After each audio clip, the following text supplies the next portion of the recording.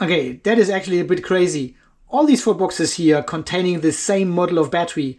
A 48 volt 100 ampere hour system. But look at this box, how small it is. Yeah, I really want to see why it is so small. And the package is that light, I can actually carry it myself. Yeah, it is only 44 kilos for a whole battery. And when this thing arrived at the front gate, I carried it all the way back to the garage.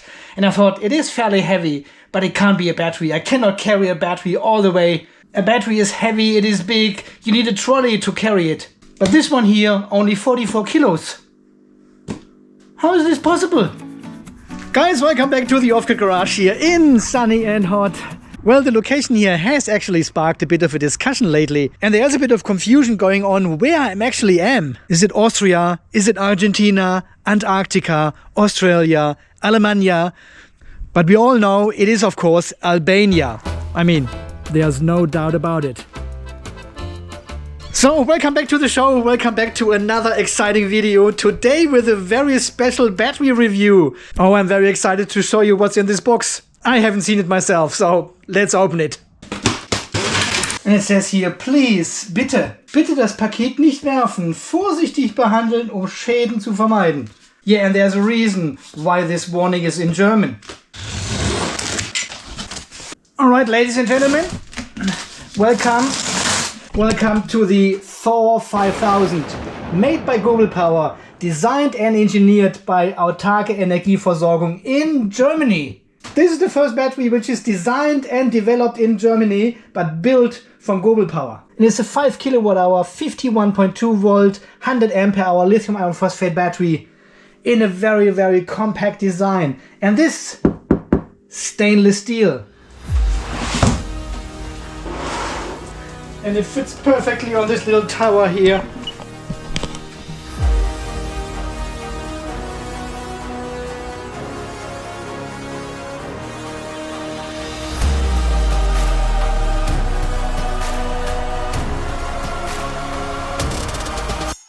JK 100 ampere hour battery, Seplos 135 ampere hour battery, and the Thor 5000 with 100 ampere hours on top.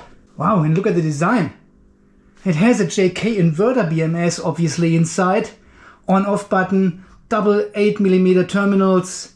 It is a 100 amp DC circuit breaker up to 250 volt DC.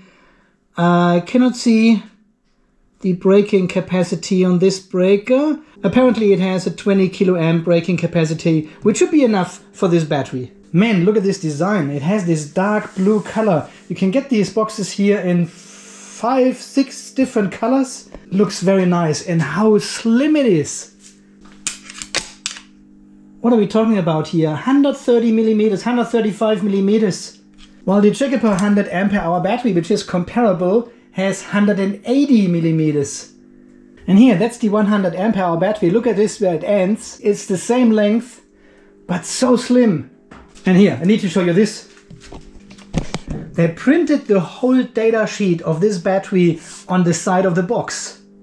I'll put a photo here on the screen so you can better read it. So it has the name there, lithium iron phosphate, 44 kilos, stainless steel, 201, IP20, off-grid, on-grid, backup, 5.1 kilowatt hours, 51.2 volts, recommended charging voltage, recommended discharge, cutoff voltage, maximum discharge current 100 amp. For continuous use, the current should be smaller than 50 amps. The same for the charge current. DC rated circuit breaker 100 amp, and yeah, here it says it, 20 kiloamp braking capacity. So if you do 80% depth of discharge, you're getting 6,000 cycles out of this battery at 100% depth of discharge, so down to 2.5 up to 3.65, 3,000 cycles. Calendar aging lifetime, 15 years.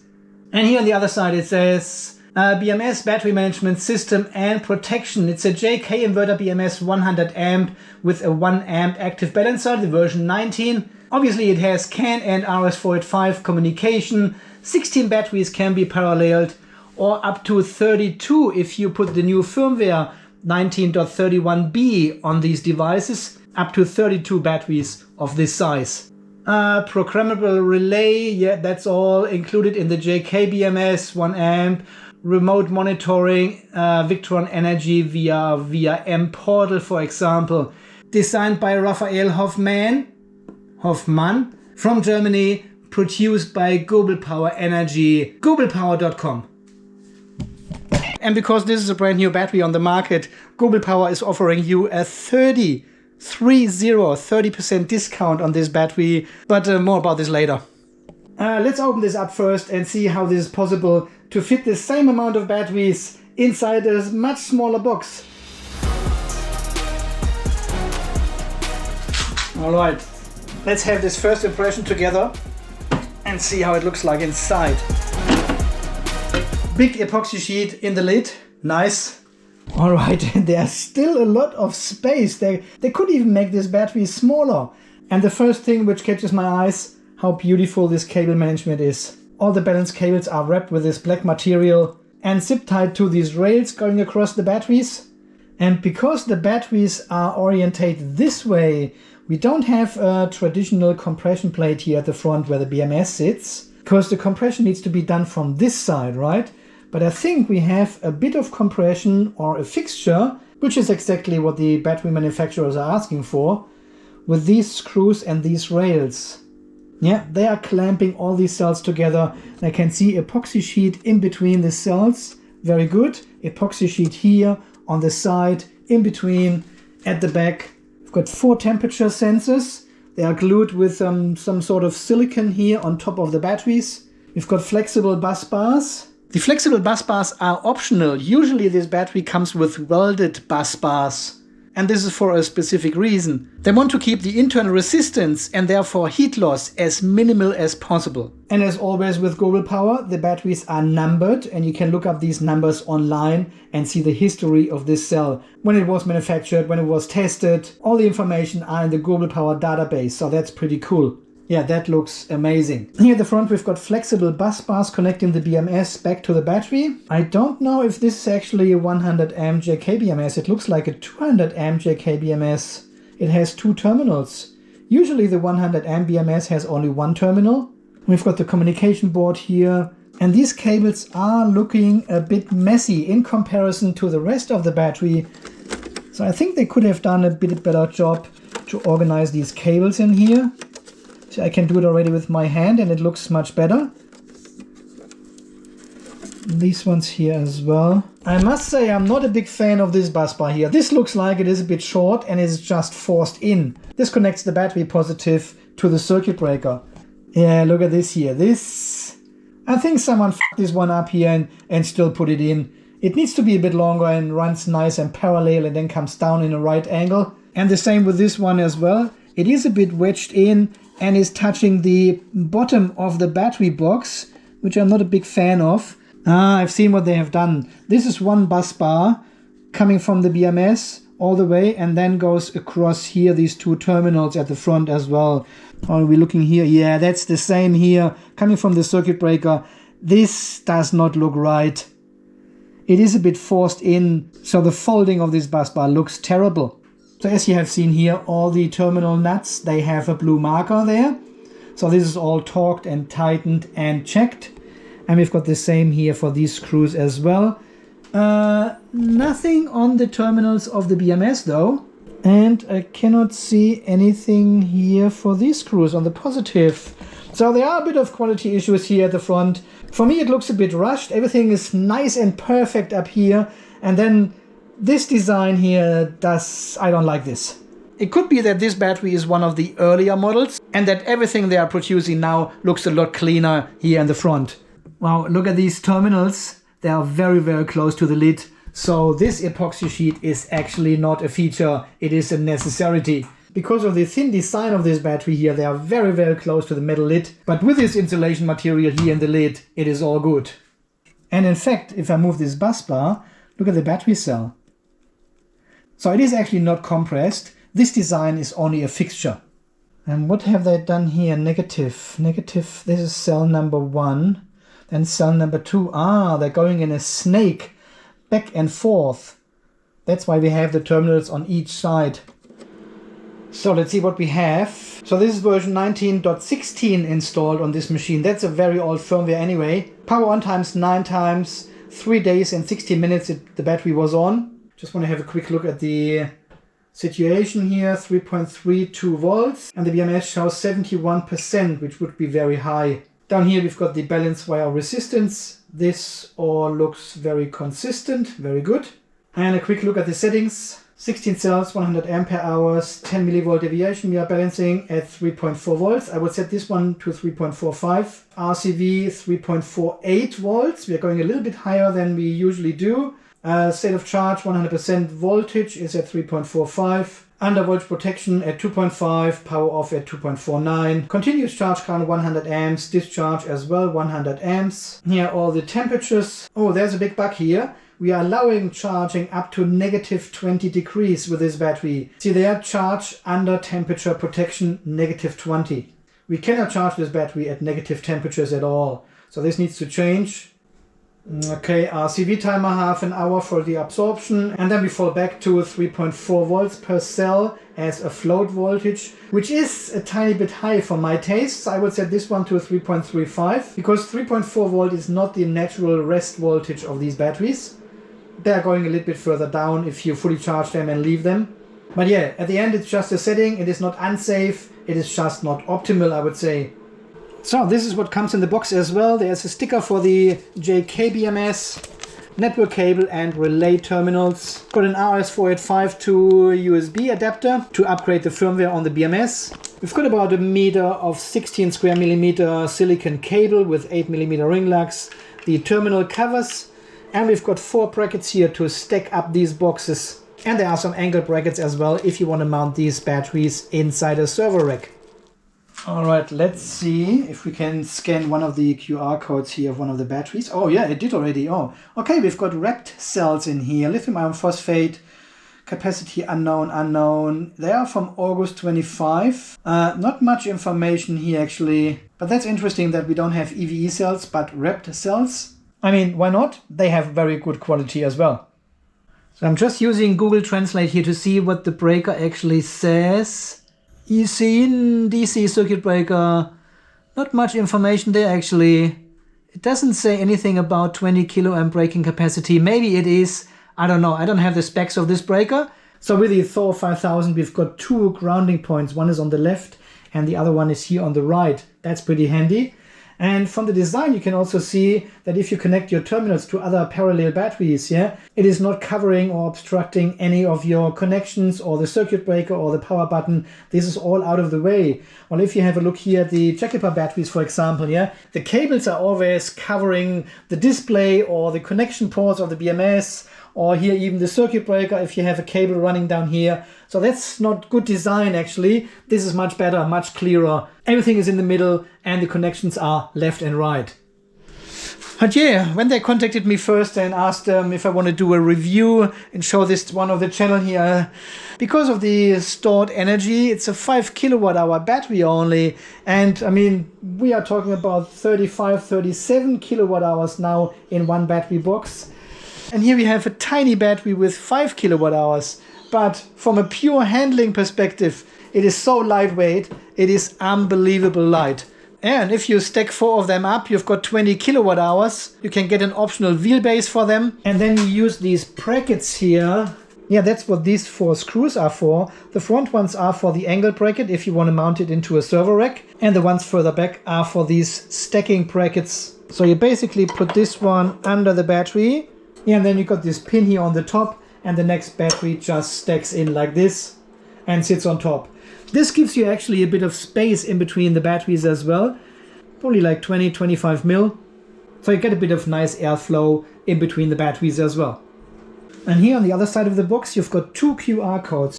If we scan the top one, you will get the address to the Gobel Power database. There is the serial number of this battery pack. Got 51.2 lithium iron phosphate, pack rate unknown, balancer 5 amp active balancer. Okay, that is not what we have here. It's the Rept 100 ampere hour batteries. They are high speed electric vehicle cells, so this is grade A cells. Pack test results. It's not been tested. What a shame.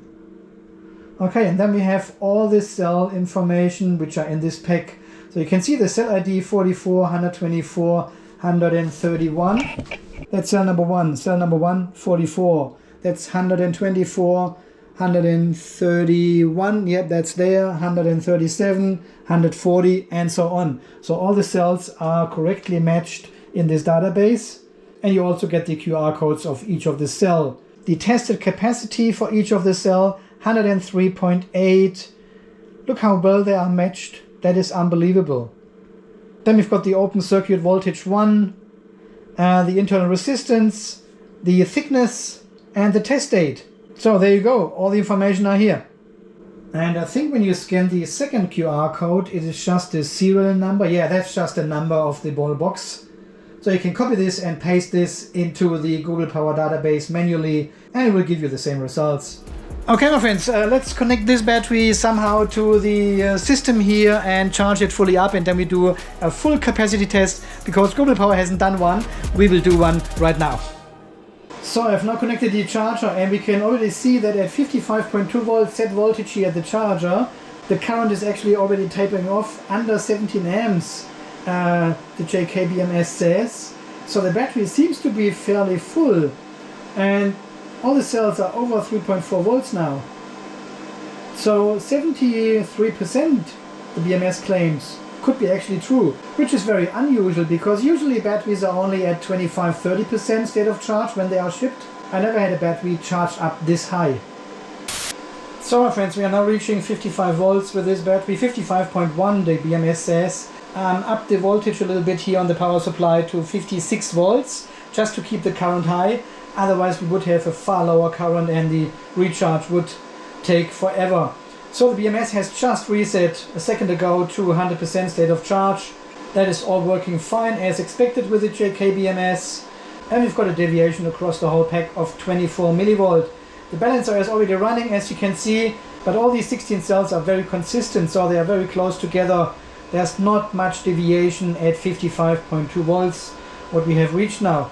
Okay, let's keep charging until we reach 56 volts and then we do the discharge. I have already prepared everything, connected positive and negative cable down to the smart shunt test, and have the big PIDA inverter with 48 volt and 3.5 kilowatt already connected.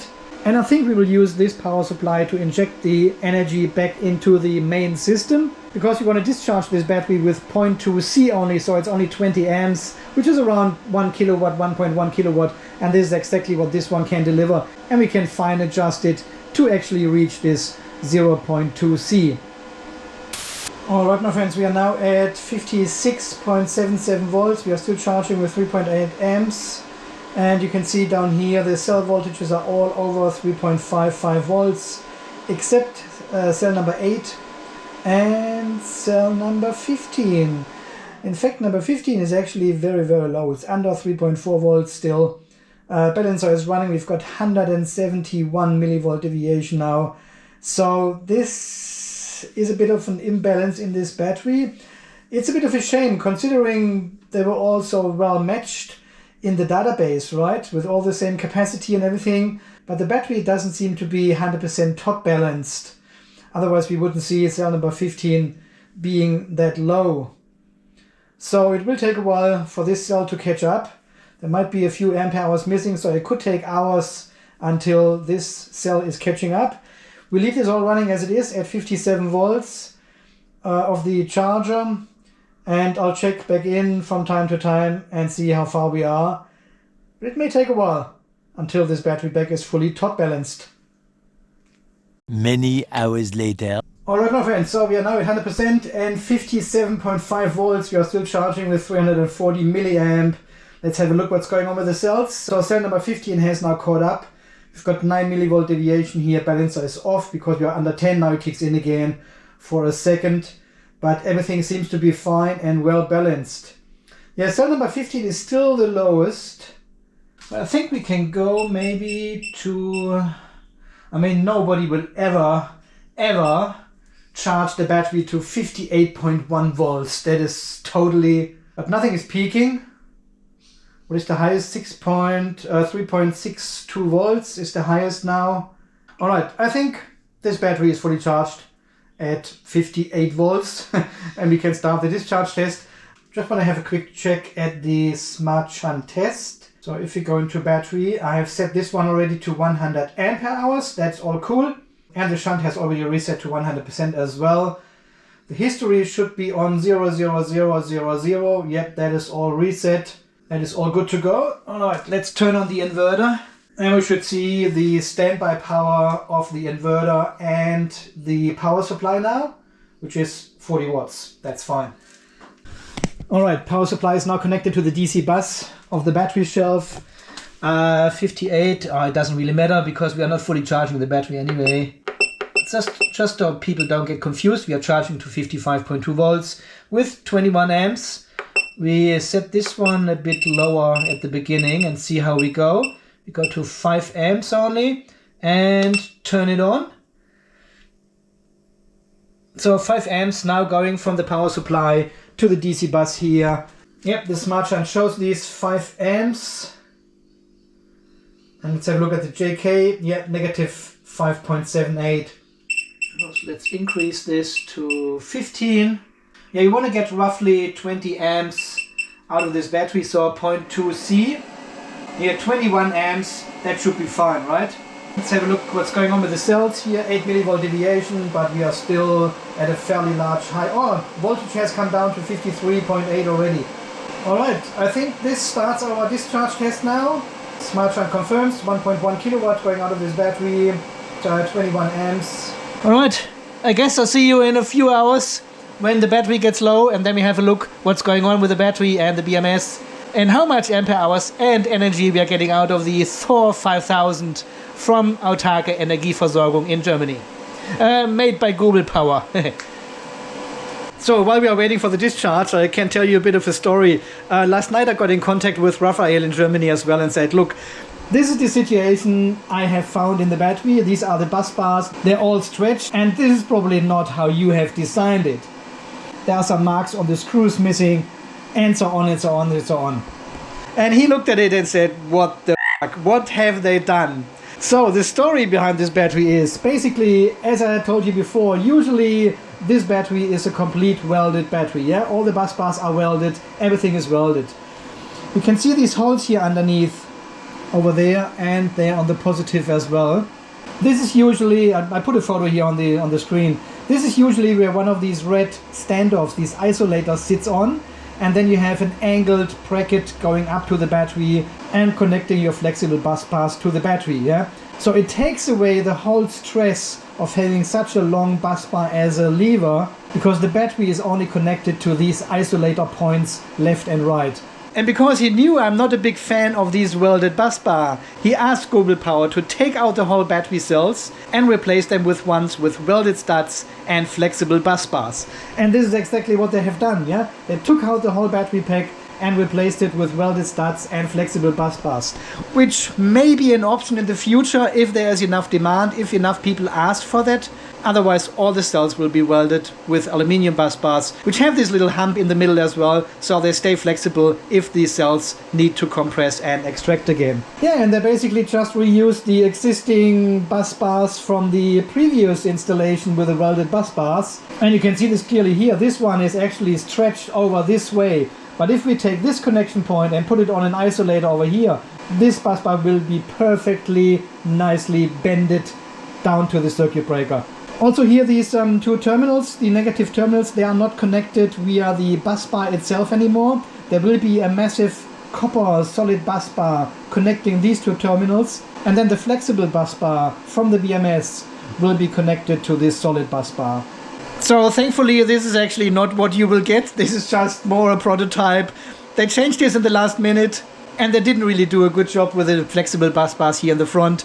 Everything looks very messy. Alright my friends, it is now a few hours later, and I want to have a look. At 1% we are at 49 volts just, deviation 33 millivolt, and lowest cell is at 3.3 volts. Smart shunt test. There it is. Okay, let's be surprised. We have discharged 99 ampere hours, okay. We have discharged 5.1 kilowatt hours, that is exactly what is claimed, but we are still discharging, and we have seen before that the cells have been tested individually with 102, 103 ampere hours. So there might be a little bit more capacity energy in this battery here. Let's see. Now we are discharging for 4 hours and 24 minutes now with basically 1 kilowatt. Yep, 1164 watts. Temperatures have risen to 28 degrees inside the battery box. And why not open the lid and have a look with the FLIR camera. Alright, that's how the battery looks like. So obviously the hotspot is in the BMS, but also the circuit breaker is fairly warm. Is it the breaker or is it the cable? 30 degrees on the cable? No, it is actually the cable. The circuit breaker itself is at 31 as well. Then obviously the BMS has some hot components, and the battery, what do we see, 32 as well. So the battery is actually nice and toasty. Yep, it is. Look at my cold hands. Wow. That's how everything looks like. Nothing really to be concerned about, because we don't have any hot spots or so. The heat generation is all very consistent, so nothing to complain about here. Alright, we are now down to 45 volts, 45.6 volts. One cell is at 2.7, which is cell number 10. It changes cell number 10 and cell number 2, depending. And actually up here we can see the cycle capacity, so we can see we've discharged the battery with 103.9 ampere hours now, which is a bit more than the smart shunt shows. Here in the smart shunt we have 102.8, so it's around 1 ampere hour difference. That is okay. 103 and 5.3 kilowatt hours, so 0.2 kilowatt hours over, but we are still going. We may have a shutdown of the inverter at some stage, 45 volts. So that all looks good. 140 millivolt deviation we have now. Cell number 7 is the highest and cell number 10 is the lowest. And they are sticking now, which is normal for batteries. There's always one is the highest, one is the lowest. Alright, 103.4 and 5.3 kilowatt hours. I think that's the end result. I don't think we will get any more significant capacity out of this battery. We have under 45 volts now. 44 volts now, 103.7 ampere hours, 43.2 volts. Wow, we are very close to shutting down. Yeah, cell number 10, 2.55 volts, 104.3 ampere hours and 5.3 kilowatt hours. So that's the end result. We will shut down in 3, 2, 1. Oh, really? We did. 260 millivolt deviation we have at the bottom. That's fine. There comes the VRM alert. I have connected the battery to the Powerwall 2.0 so I can monitor it in the house. Yeah, look at all the batteries. They're all low. Highest cell is on number 11, 2.8 volts. Okay, here's the end result again. 104 ampere hours drawn from this battery. And 5.3 kilowatt hours of discharged energy we could measure. So this slightly exceeds the specifications for this battery. Very, very good. Okay, my friends, I have cleaned everything up, put everything away and closed the battery box again. I have taken some notes during the test of this battery here, some pros and cons. So we are now coming a bit to a verdict about the Thor 5000. Yeah, I want to start with the positive stuff. So the size of this box is really, really incredible. Yeah, this is one of the smallest, no, it is the smallest and most compact 48 volt 100 ampere hour battery I have ever seen. So if size matters to you, this is probably the box you need to consider. Yeah, especially in an RV or on a boat or in a small confined space somewhere, you can put this battery in. And it is super, super small in comparison to all the other batteries we have ever tested. So that they managed to get all the gear, all the batteries, the BMS in such a small space. The cable management inside across the cells is incredible, well done. All the balance cables and temperature sensors, they are wrapped with this textile tape. Zip tied to the rails, it looks amazing. It looks really, really nice. It's a very clean build, so I'm a big fan of that. Obviously, the battery cell database Gobel Power offers on their online platform, such a good service, gives you the full history and capacity tests of each of the batteries you are buying from Gobel Power. And this is a really, really good start with all the information you need, and then you can build up over time and do your own capacity tests and see how the batteries perform over time. I also like the very clear design here at the front, that none of the parallel connection cables or bus bars you are using is covering any of the communication ports, the breaker. It is just out of the way. Terminal connections are left and right and everything else is in the middle. So this is a much better design as many other batteries have.